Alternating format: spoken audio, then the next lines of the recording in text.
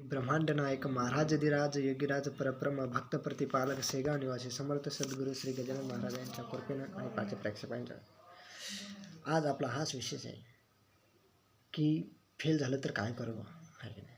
आजच्या घडीला आपण बघितलं, मुलं म्हणतात की आम्ही फेल झालो यार, जीवनात आता दुसरं काहीच नाही राहिलं आमच्याकडं. असं कसं होईल यार? हे जीवन जगताना लाखो तेवढे फक्त महत्त्वाचं काय आपले प्रयत्न. तुम्ही जर प्रयत्न सोडले, फेल होणं म्हणजे यार आपल्यात कुठंतरी कमी आहे. हे स्पर्धेचं युग आहे. लाखो मुलं आजच्या घडीला स्पर्धेमध्ये उतरलेले असतात. आणि एक गोष्ट सांगतो, एक राजा असतो आणि तो एक युद्ध खेळत असतो आणि युद्धामध्ये काय सर्व तिथं सैन्य काय पराभव होत असतं आणि तो हारून मग ज्यावेळेस त्याचा जीवावरचा प्रश्न त्यावेळेस तो काय ते युद्धाचं मैदान सोडून एका गुफेमध्ये जातो. त्या गुफेमध्ये गेल्यानंतर त्याला तिथं एक छोटीशी एक मुंगी असते, ती एका पानावरती चढण्याचा प्रयत्न करत असते. 4दा येते, 5दा येते, पुन्हा डबल खाली पडते, पुन्हा डबल वर जाते. असं करता करता करता 15 ते 20 वेळेस मग नंतर शेवटी ती त्या पानावरती चढते.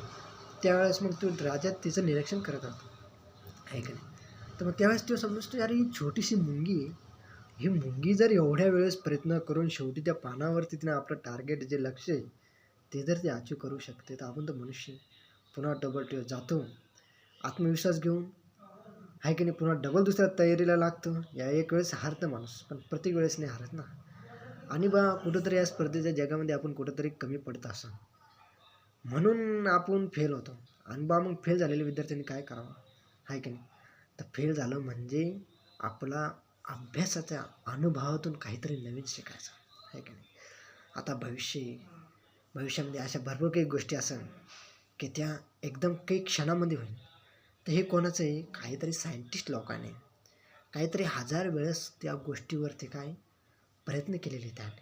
तेव्हा त्या गोष्टी म्हणजे जर तुम्ही रेल्वेनं दिल्लीवरून पुण्याला जर जायचं म्हटलं की तुम्हाला किती घंटे 16 ते 17 घंटे लागतात सरासरी. आणि विमानानं जर म्हटलं की 1.5 घंटा तर आपल्याला दिल्ली ते पुण्यापर्यंत प्रवास आहे. म्हणजे काय, कोणीतरी राईट बंधूंनी त्यावेळेस काही प्रयत्न केलं, काही वेळेस ते फेल झालं, त्यावेळेस त्यांनी आपला विमानाचा शोध लावला. म्हणून अशा भविष्यामध्ये काही अचानक अशा काही गोष्टी घडू नये. आणि ज्यावेळेस फेल होतो ना त्यावेळेस काय करायचं, आपली एक सूची तयार करायची. आणि त्या सूचीमध्ये काय करायचं माहिती का, आपण म्हणतो ना की यार माझ्या आईवडिलांनी मला मदत नाही केली, माझ्या भावानं मदत नाही केली, माझ्या मित्रानं मदत नाही केली, माझ्या नातेवाईकांना मदत नाही केली. तर त्यावेळेस काय करायचं माहिती का, हे लोक ज्यावेळेस आपल्याला मदत नाही करणार आणि त्यांची मदत बी नका घेऊ. कारण भविष्यामध्ये लय उपकार दाखवला जातात की आम्ही त्याला असे केलं होतं म्हणून ते आजच्याकडे त्या पदावरती पोहोचलं. काय नाही रे भाऊ, जे काय जे स्वतःचं असतं शेवटी आपणच स्वतःचा असतो. जन्म एकट्यानं घेतलेला आहे, मरणं एकट्यानं आहे आणि या जगातसुद्धा एकट्याचं कोणी कोणासाठी नसतं. हे मी स्पष्ट माझ्या अनुभवातून सांगतो मी तुम्हाला. आणि त्यावेळेस काय, ज्यावेळेस फेल होतो ना त्यावेळेस अशी की आपली एक सूची तयार करायची आणि त्या सूचीमध्ये लिहायचं, मला जर या लोकांनी मदत नाही केलं तर बा मी आता काय काय करू शकतो नवीन आहे की नाही, काय काय करू शकतो. आणि सर्वांनी या गोष्टीचा पण एक विचार करावा की जी वैयक्तिक आणि सर्वात महत्त्वाचं काय, आपल्याला काय राग येतो, राग आल्यामुळे एकदम डिप्रेशनमध्ये जातात मुलं. आजच्या घडीला जर बघितलं कधी स्पर्धा परीक्षेच्या मुलांचं तर एवढं डिप्रेशनचं प्रमाण वाढलेलं आहे की काय की आता एका आठवड्याचं 2 वेळेस कोटा आहे राजस्थानला. मी तिथं बिकानेरला होतो, तर तिथं ते न्यूजपेपरवर वाचायचो मी की लगे कोटा या ठिकाणी एवढ्या मुलांनी आत्महत्या केली फक्त डिप्रेशनमुळे. अरे जीवनात आहे ना सर्वात महत्त्वाची जर गोष्ट सांगतो ना मी, स्वतःच्या जीवा इतकं दुसरं काहीच नाही. आपल्याला काय फक्त एकच पदाची अपेक्षा असते आणि पद आल्यानंतर तुम्हाला फक्त ती पैसा देऊ शकतं, सर्व काही देऊ शकत नाही पद. आपण जे म्हणतो ना की नोकरी म्हणजे सर्व काय, नाही. मी माझ्या अनुभवातून सांगतो, माझी 8 वर्ष सर्व्हिस झाली आर्मी टेक्निकलमध्ये. फक्त पैसा भेटतो. कोणी बी डिपार्टमेंटला जा तुम्ही, डिपार्टमेंट काय करा, तुम्ही स्वतःचा प्रॉब्लेम तुम्ही स्वतः सॉल्व करू शकता. मग त्याच्याकरता जे निराश झालेले विद्यार्थी त्यांना माझे हात जोडून विनंती, भावांनो सुसाईडचे जर आत्महत्याचे विचार येत असेल ना त्यावेळेस एकच करायचं, वरती आकाशाकडे पाहायचं आणि आपल्या आजूबाजूचं जे आहे एखादं हवावरून समजा ते पान कसं हलतं याचे निरीक्षण करावं, एखादा धबधबा त्याचं निरीक्षण करावं, पक्षी प्राणी छोटे छोटे हे काय काय करतात त्यांचं निरीक्षण करायचं. अरे आपण की असं एवढं खालच्या लेवलचं नाही, आपण सर्वात बुद्धिमान माणूस जर म्हटला कधी ना तर मनुष्य आहे. तर मग अशा वेळेस काय करायचं स्वतःला, आणि मग त्यावेळेस काय स्वतःचं निरीक्षण करायचं की बा आपण आपल्या इतर लोकांचा सपोर्ट न करताना आपण काय काय अचिव्हमेंट करू शकतो. म्हणणं बोलते हे.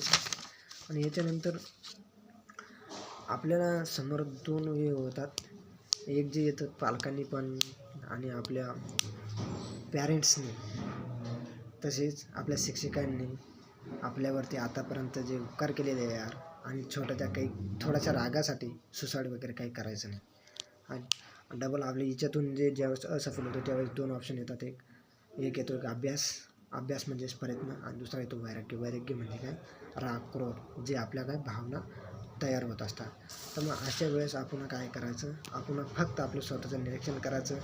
आणि एक कुंभमेळा एक आठवायचा की ज्यावेळेस नाही झालं कधी, शेवटी मी डायरेक्ट एखादा साधू संन्यासी बनून जाईल.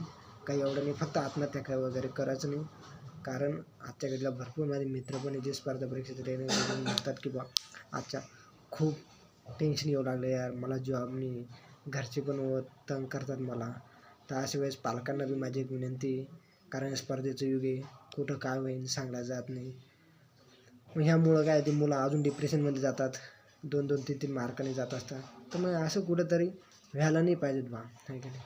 आणि ह्या जीवनात परिश्रम करत राहायचं सर्वात महत्त्वाची गोष्ट. जोपर्यंत तुम्ही तुमचा स्वतःवर अविश्वास बी पाहिजेत, आहे की नाही. परिश्रम करण्याची एक टार्गेट पाहिजेत फिक्स. आणि आपलं स्वतःचं मन म्हणजे एकाग्रता, योगासन करावं मॉर्निंगला उठून. मग हे परीक्षाचं काही असू द्या, आणि ह्या चुका दुरुस्त करूनच माणूस का पुढं जात असतो. जो माणूस जीवनामध्ये चुका करत नाही याचा अर्थ तो पुढं जात नाही. चुका कोण करतो, जो पुढं जातो ना तरच ना.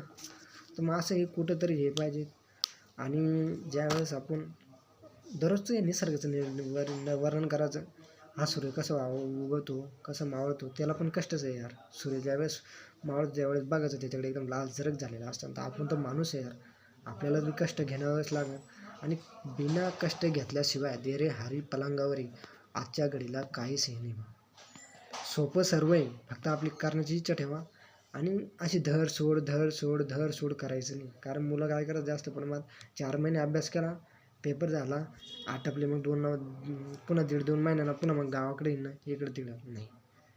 तुम्ही एकदा क्षेत्रामध्ये उतरलं ना सर्व विसरून जायचं. आपलं पुस्तक भलं, आपण बोला पुन्हा डबल. मी एक व्हिडिओ बनवणारच आहे की बा मी तर काही ड्युटी लागलो त्यावेळेस मी कोणता क्लास बी नाही, अकॅडमी नाही, काहीच नव्हतं लावलं.